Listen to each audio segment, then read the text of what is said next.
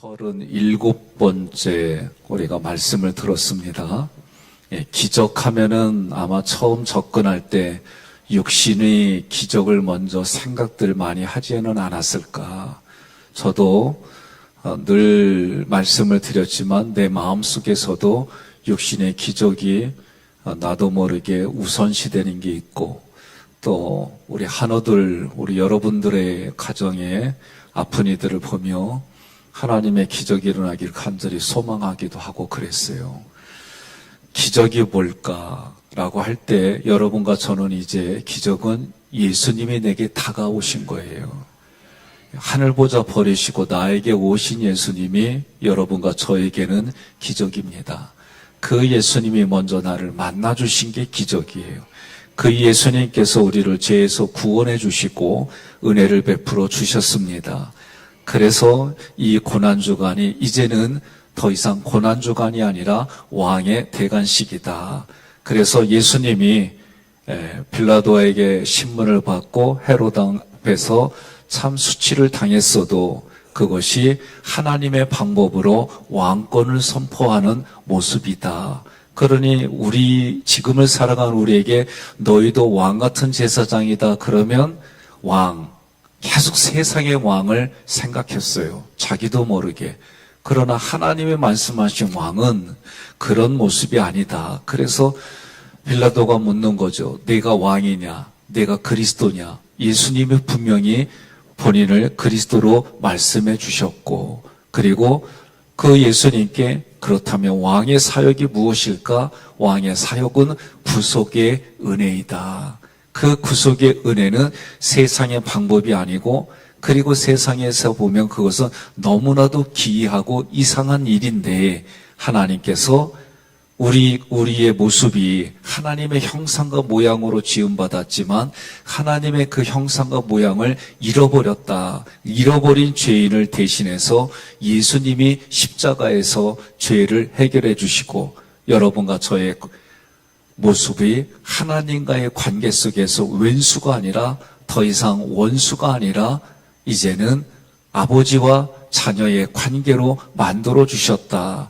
이것이 왕의 사역이고 여러분과 저도 이 사역을 위해 살아가는 거다. 그리고 그렇다면 왕의 백성은 누구냐라고 할 때에 우리는 흉악한 죄인이라고 얘기를 했어요. 흉악한 죄인이, 하나님은 그 흉악한 죄인을 어떻게 해요? 자녀 삼아 주셨어요. 우리는 하나님의 백성이 될 자격이 없는 사람입니다. 그럼에도 불구하고 우리를 자녀 삼아 주셨어요.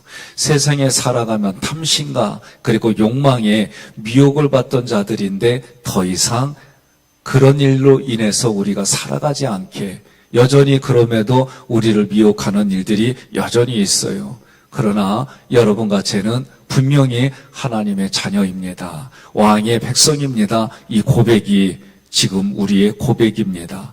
우리도 왕 같은 제사장이라고 할 때에 예수가 나의 그리스도입니다 선포하는 거예요. 죽은 영혼을 위해서, 그들의 구원을 위해서 불같은 열정이 내 안에 일어났습니다. 그리고 그 일어난 마음을 가지고 살아가는 거예요.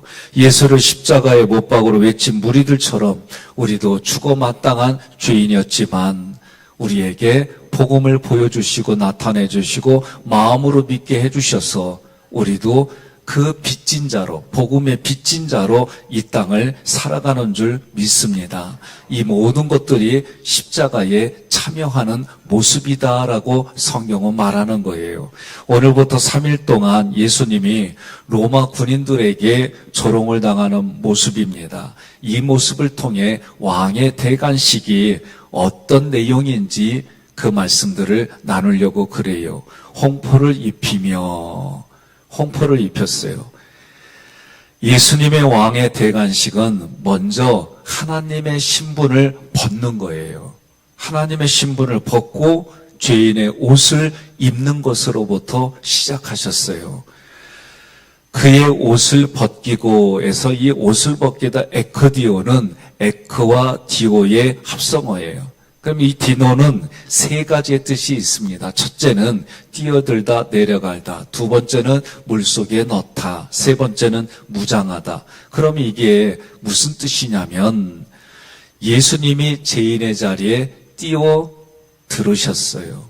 그리고 그 예수님이 심판을 받을 인간의 모습으로 내려오셨어요. 물속에 넣다는 예수님이 받으신 세례를 말하고 예수님이 자기의 십자가로 여러분과 저의 세례를 예비해 주셨어요.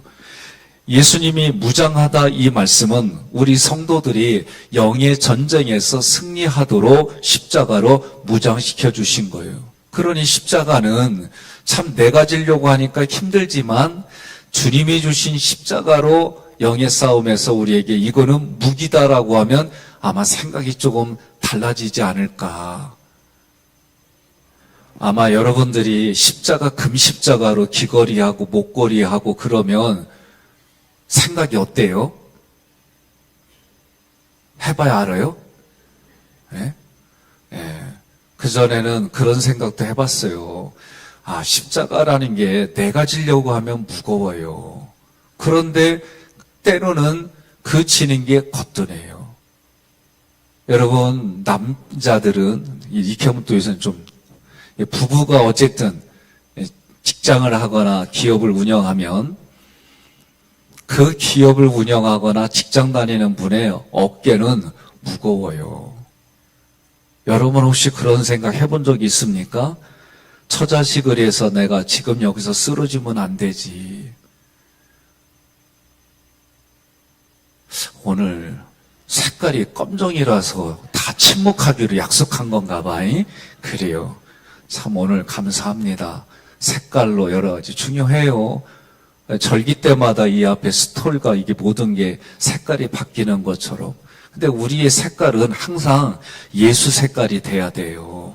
그래서 여러분 때로는 힘든 자리인데 내 안에 생각을 어떻게 가지냐에 따라서 내 안에서 생각 때문에 감정이 바뀌기도 하고 감정 때문에 생각이 바뀌기도 하고 그래요.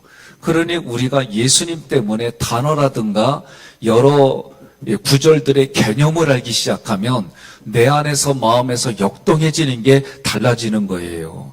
그러니 한 번 더 생각해 보겠습니다. 우리가 세상의 왕은요 낮은 자리에서 높은 자리로 올라가요.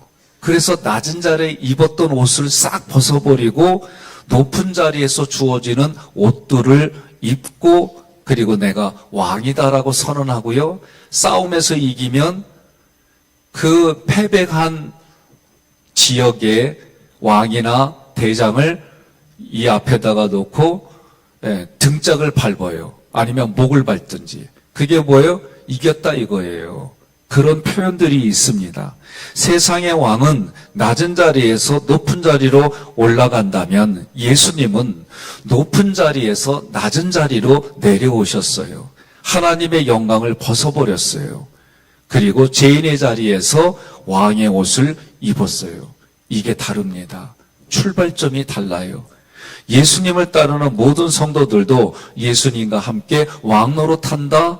그래서 너희 안에 이 마음을 품어라. 곧 그리스도의 마음이니 그 예수님은 하늘 보자 버리고 이 땅에 사람의 옷을 입은 게 겸손이다라고 말씀하는 거예요. 이미 예수님의 왕권이 우리의 것이에요. 다만 세상 왕의 권세를 우리 신앙 안에서 찾으면 그에게는 재앙이 되는 거예요. 그래서 세상의 개념을 가지고 성경에 접근하면은 부대낄 수밖에 없고 이해 못하는 길로 걸어가고 그것이 넓고 그것이 장밋빛 같은데 결국은 재앙의 길로 걸어가는 거예요. 왜냐? 겉의 모습이 신앙의 길처럼 보이지만 그 넓은 길은 멸망의 길이기 때문에 그래요. 마태복음 7장 13절로 14절 함께 봉독합니다. 좁은 문으로 들어가라. 멸망으로 인도하는 문은 크고 그 길이 넓어 그리로 들어가는 자가 많고 생명으로 인도하는 문은 좁고 길이 협착하여 찾는 자가 적음이라. 아멘. 이제 그의 옷을 벗긴 다음에 어떻게 홍포를 입히며 그랬어요.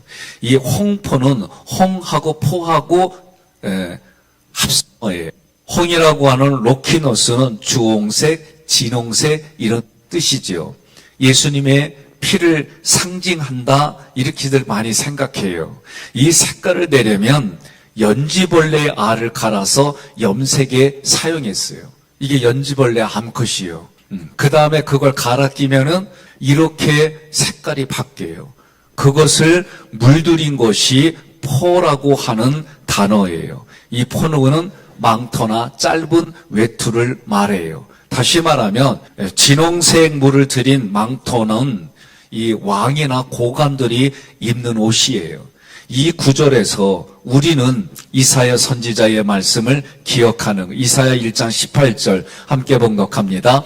여호와께서 말씀하시되 오라 우리가 서로 변론하자. 너희의 죄가 주홍 같을지라도 눈과 같이 희어질 것이요 진홍같이 붉을지라도 양털같이 희게 되리라. 아멘. 그러니까 예수 그리스도의 보혈이 닿는 곳마다 정결하게 되어져서 성경은 뭐라 그러냐면 희어진다 그랬어요. 그러니 홍포를 입힌다라고 할 때에 제가 볼 때 홍포는 예수 그리스도 보혈의 피를 상징한다기보다는 우리의 죄를 상징하는 거예요. 그래서 우리의 죄를 상징하는데 그 죄는 어떤 거냐? 여러분과 저는 허물과 죄로 죽었던 에베소서에서 그렇게 말했어요. 허물과 죄로 죽었어요. 그래서 우리의 죄 때문에 예수님이 죽으신 것이 홍포를 입힌 거예요. 여러분, 요한계시록 7장 9절, 7장 14절 함께 봉독합니다.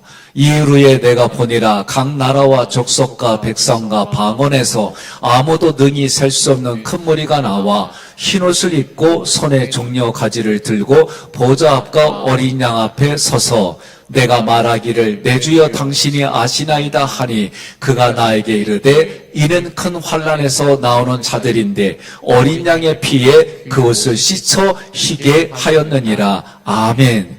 그렇다면 왜 붉은색으로 홍포를 입었냐면 붉은색은 불변성을 말해요. 변하지 않는다 그런 얘기예요. 그러니 지금 구약에서 이 70인역을 보면 구약에서 이 붉은색은 샤니라는 뜻이에요. 아니 단어예요. 이 단어는 우리의 죄를 진홍색으로 표현했어요. 그래서 이 진홍색, 붉은색은 변하지 않는 성품을 말해요. 다시 말하면 여러분과 저의 죄는 붉은색으로 표현한 건 이 죄는 변하지 않는다는 거예요. 그런데 그 변하지 않는 붉은색이 이런 의미가 있는 거예요. 여러분과 저는 죄 가운데 태어나서 그 죄의 결과로 사망 진단서 받고 허물과제로 죽었다라고 표현해서 이건 변하지 않아요. 그런데 그 붉은색을 없애려면 붉은색 피로만 갚아야 되는 거예요. 그래서 생명이 어디에 있다? 피에 있으니 먹지 말라는 거예요.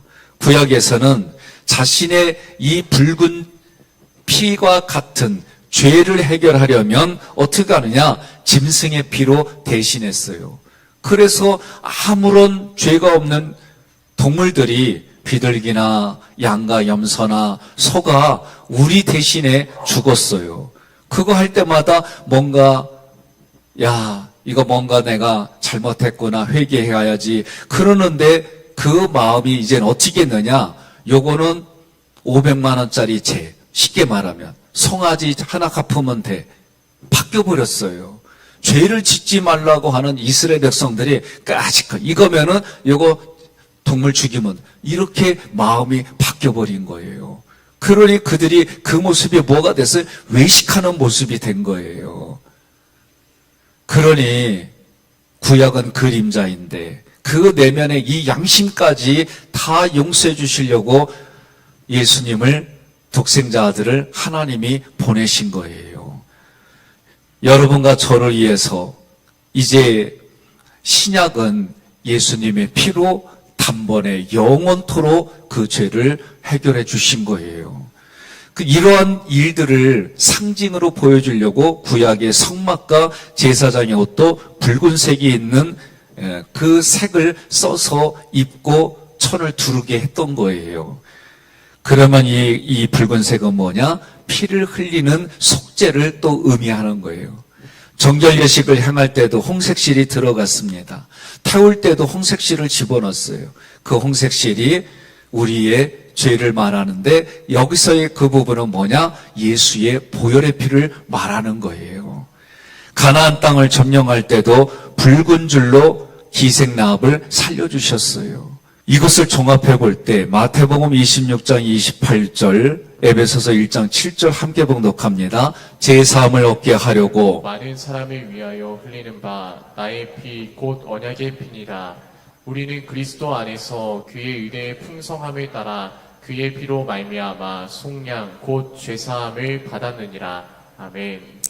히브리서 9장 22절에 율법을 따라 거의 모든 물건이 피로써 정결하게 되나니 피 흘림이 없은즉 사함이 없느니라. 아멘. 그래서 이 피가 그리스도의 보혈을 이야기하는데 홍포를 입혔을 때는 우리의 죄로 예수님이 뒤집어 쓰고 돌아가셨다 그 얘기를 하는 거예요. 그래서 홍포를 입히며 티데미는 이것도 합성어로 페리 그리고 티데미예요. 예수님께서는 우리의 진홍색과 같은 붉은 죄를 뒤집어 씌워서 예수님께 뒤집어 씌워서 예수님께 수치를 주었어요. 붉은 죄는 세상의 왕의 가치를 추구하지만 그 속에는 그 가치의 노예로 사는 사람의 허물과 죄가 담겨져 있는 거예요. 예수님은 목자 앞에서 털이 깎이는 양과 같이 침묵하며 수치를 다 받으셨어요. 우리 지방에서도 목사님들 중에는 양을 잡는 그런 어떤 특별 이벤트로 성지순례 가서 본 분들이 계시대요. 얘기 들어보면 살려달라고 양이 울지도 않고 그 칼에 찔려서 그렇게 되는데도 울지도 않는데요. 나는 몰라요. 들어서 얘기해. 나한테 따지지 마요.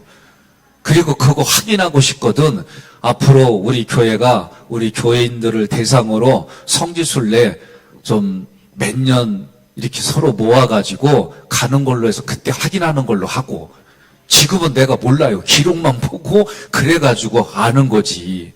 그런데 진짜 양이 그렇다는 거예요. 그러니까 어린 양이신 예수님이, 그래서 예수님이 어떻게 해요?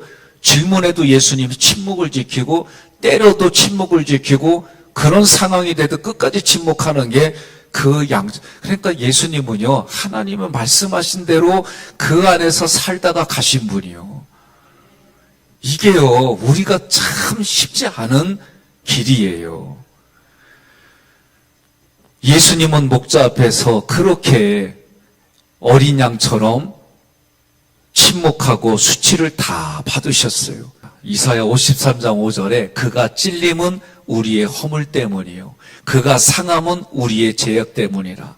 그가 징계를 받음으로 우리는 평화를 누리고 그가 채찍에 맞음으로 우리는 나음을 받았도다. 여러분 믿으십니까? 그렇게 말씀하신 대로 예수님이 빌라도 앞에서, 헤롯 왕 앞에서, 그 로마 군인들의 창칼 앞에서 십자가를 지고 십자가에 못 박히기까지 그 모습대로 죽으셨어요. 예수님께서 홍해를 입으심으로 우리는 하나님과 화평을 누린 거예요. 예수님이 우리의 죄를 다 가져가심으로 하나님과 우리의 관계가 화목되고 유대인과 우리의 관계가 화목이 된 것처럼 오늘 지금을 살아가는 우리 교회 안에서도 서로 화목하는 거예요. 옆에 분에 그래요. 밥 먹을 때, 기도할 때 내 계란 거기에다 얹어줄게 그러세요. 안 해봤어요? 계란은 하나씩 나오잖아요. 그럼 기도할 때 내 계란도 옆에다 얹어주는겨. 안 할 거요? 좀 예를 들면 그렇게 살자고요. 예? 저 힘들어 보이면 그냥 힘들거나 여러분, 우리가 교회 오면 그렇게 살자는 거예요. 예? 그냥 지적할 거 없나 지적하지 말고, 근데 나는 보이니까 바른 길을 가기 위해서 얘기하는 거예요. 그걸 좀 이해하시고 교회 오면 그냥 눈 감아요. 조금만 감어, 1년만. 그리고 귀 닦어, 마고 1년만. 그리고 보고 안 들을 수 없잖아요. 그럼 말하는 거 1년만 막어. 말하고 싶어도 좀 참어. 3년만 참으면 훌륭한 성자 소리 들어요. 그리고 주변 사람들이 그냥 시간 좀 내자고 쫄라대. 예? 그런 인생을 좀 살아갑시다. 나도 똑같아요. 사람이기 때문에. 예? 저도 사람이에요. 제 안에 자꾸 찔러대고 우리 애들 찔러대잖아요. 나 목회 못해. 우리 장로님들 흔들어대죠? 여러분, 저 심란해서 목회 못해. 권사님들 우리 교회 중직자들인데 그 양반들 흔들어대잖아? 그러면 우리 교회가 기우뚱 높은 파도에 왔다니 갔다니 그래. 집사님들이 우리 피부에 최첨단의 신경을 가지고 있는데 그거 건드려 봐. 치통, 생리통, 뭐요 또 두통. 그때는 사기돈 필요 없어요. 먹어도 아파. 그러니까 어떻게 해야 돼요? 왜 또 침묵해? 아까 그렇게 침묵하라고 해서 감사해요. 예? 우리 그렇게 사는겨. 아셨어요? 지적질한다고 좋아질 사람이 있고, 지적질한다고 더 승질 부릴 사람이 있고, 지적질하면 쳐다보지도 않는 사람이 있어요. 지적하는 거 누구도 다 안 좋아해. 하나님 앞에 예수님 만나면 성령이 지적하고, 예수님 만나면 성령이 깨닫게 해주시고, 그래서 아직 부족해 보이거든. 그 한마디만 해요. 아직 때가 아니구나. 따라합시다. 때가 아니구나. 깨달아지면 그 깨달아지는 것 때문에 마음에서 격한 감동과 감격과 회개가 일어나게 돼 있어요. 우리 그 믿음으로 함께 서로 지어져가고 만들어져가고 그렇게 살아갑시다. 마태복음 27장 31절 함께 봉독합니다. 실험을 다한 후 홍포를 벗기고 도로 그의 옷을 입혀 십자가에 못 박으려고 끌고 나가니라. 아멘. 자, 31절에는 예수님께 입혔던 홍포를 벗겨버리고 그리고 다시 예수님이 입던 옷을 입혔어요. 그리고 십자가에 못 박으러 끌고 간다 그랬어요. 무슨 얘기냐? 예수님이 진짜 입으려고 하는 것은 홍포가 아니라는 거예요.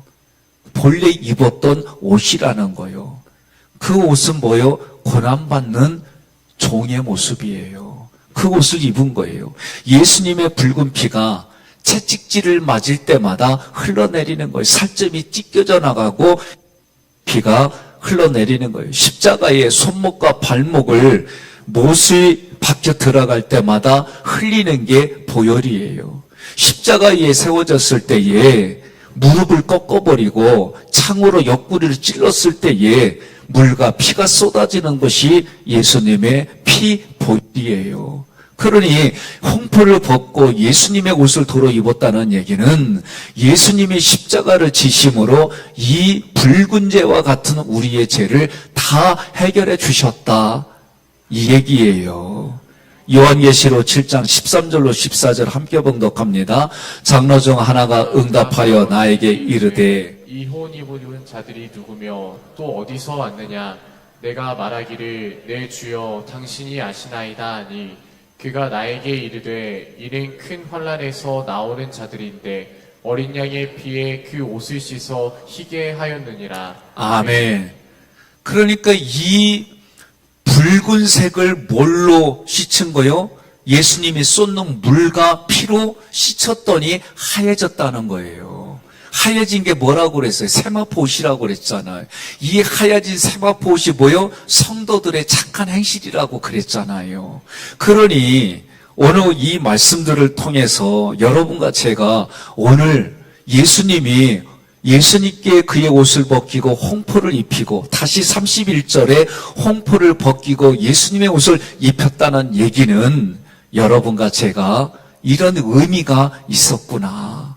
그러니 우리의 붉은 죄가 누구 때문에? 예수님 때문에. 그러니 오늘 여러분과 제가 교회 와서 누구 만나야 돼요? 예수님 만나야 돼요. 누구 부르짖어야 돼요?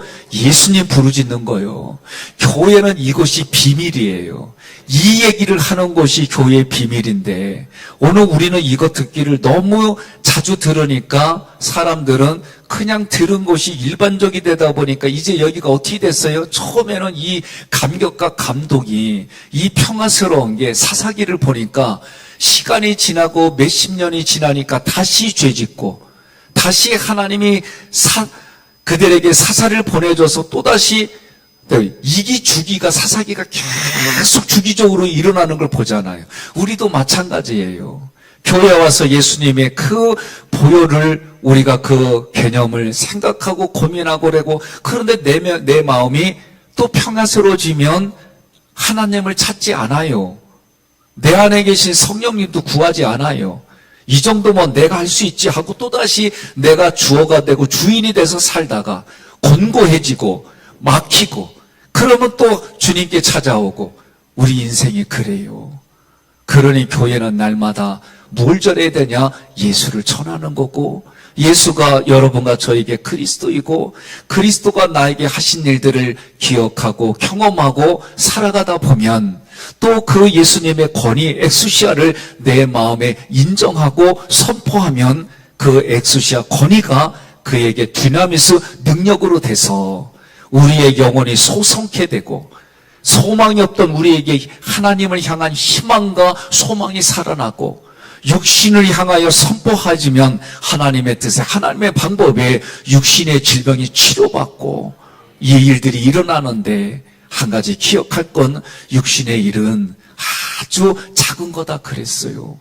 그런데 우리는 육신이 아프면 이게 가장 크게 보이고 첫 번째로 보이니까 우리가 나아지면 또다시 범죄한 대로 가니까 어떤 상황이 있든지 예수를 만나야 그의 인생이 오히려 더 복을 받고 여러분들이 살아가는 삶에 하나님이 은혜를 나눠주는 거예요. 그러니 오늘 우리가 기도할 때 십자가의 좁은 길로 끝까지 인도해 주시는 예수님만 바라보게 해달라고 기도합시다.